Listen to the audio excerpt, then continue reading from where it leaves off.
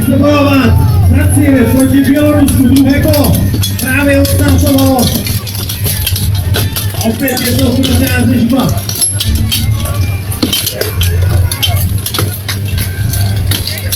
Ano, přesně tak.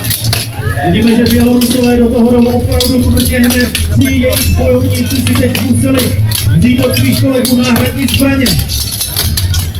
Druhé kolo je přece jenom o něco vyrovnanější.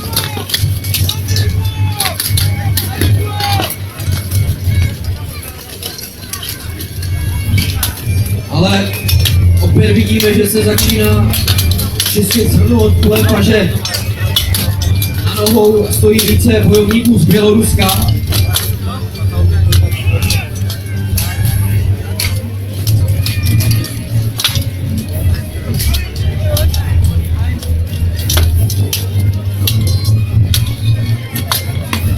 Vypadá to, že bitva bude brzy ukončena.